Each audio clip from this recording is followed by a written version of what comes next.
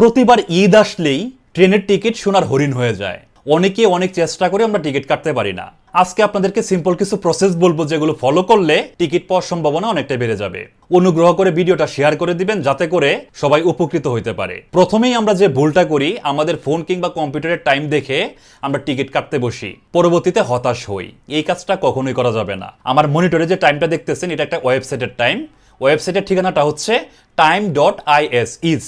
এই সাইটটা আপনারা ফলো করবেন, কারণ আমার ফোনের টাইম ট্রেনের সার্ভারের আগেও থাকতে পারে, পিছনেও থাকতে পারে। সুতরাং আপনি যদি ফোনের টাইম দেখে টিকিট কাটতে বসেন তাহলে হতাশ হওয়ার সম্ভাবনাই বেশি। নাম্বার 2, আমরা দ্বিতীয় যে ভুলটা করি, সহজে এখন দুইটা টাইমে টিকিট দেয়, সকাল 8টা এবং দুপুর 2টা। ঠিক যখন 2টা বাজে তখন আমরা টিকিটের জন্য সার্চিং শুরু করি, আর এই যে সময়টা আমরা নিচ্ছি এই সময়ের ভিতরে অন্যজন টিকিট কেটে ফেলেন। আপনি যে টাইমে টিকিট কাটবেন সেই টাইমের আগেই যে সার্চিং প্রসেস আছে সেই প্রসেসটা শেষ করে ফেলতে হবে। সাপোজ আপনি ঢাকা থেকে ময়মনসিংহ যাবেন, আপনাকে 2টা বাজার আগেই ঢাকা থেকে ময়মনসিংহ সার্চ করে সেগুলো সম্পন্ন করে ফেলতে হবে। ঠিক যখন টাইমের ওই সাইটে 1:59:59 হবে তখন আপনাকে টিকিটের জন্য ক্লিক করতে হবে। তারপরে আপনাকে টিকিট বুক করে বাকি প্রসেসগুলো সম্পন্ন করে টিকিট কাটতে হবে।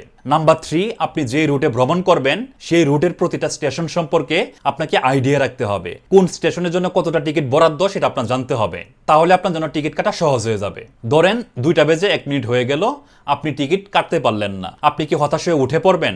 উঠা যাবে না, কারণ আপনারা জানেন ট্রেনের যে এখন টিকিট কাটার সিস্টেম সেখানে কিছুটা পরিবর্তন আসছে। প্রথমে ওটিপি আসে, তারপর আপনাকে নাম দিতে হয়, তারপর পেমেন্ট গেটওয়েতে যাবেন, সেখানে টাকা পয়সা পে করবেন, তারপর আপনার জন্য টিকিট বুকিং হবে। এই যে প্রসেসটা, এই প্রসেসের মধ্যে গিয়েও অনেকে গুলায় ফেলবেন। অনেকের ফোনে ওটিপি আসবে না, অনেকের পেমেন্ট গেটওয়ে লোড হবে না, অনেকে আবার নির্ধারিত যে টাইম আছে সেটার বেশি নিয়ে নেবেন, যার ফলশ্রুতিতে তারা টিকিটটা পাবেন না। সেই টিকিটগুলো কিন্তু 2 মিনিটের ভিতরে সাইটে আবার অ্যাভেলেবেল হবে। সুতরাং আপনি যখন 2টা বাজে যখন দেখবেন 00 হয়ে গেছে তখন আপনি উঠে যাবেন না, না উঠে বারবার রিফ্রেশ করতে থাকবেন। বারবার রিফ্রেশ করলে দেখবেন আপনার সামনে টিকিটগুলো অ্যাভেলেবেল হচ্ছে। এখন কথা হচ্ছে যে আপনি কতক্ষণ রিফ্রেশ করবেন। 2:45 টিকিট কাটারও রেকর্ড আছে। আমি এই যে প্রসেসগুলো বললাম এগুলো কোনো গ্যারান্টেড প্রসেস না। এগুলো ফলো করলে হয়তো আপনার টিকিট পাওয়ার সম্ভাবনা একটু বাড়বে, কারণ ট্রেনের যে টিকিট সেই টিকিটের জন্য কোটির উপরে মানুষ চেষ্টা করেন।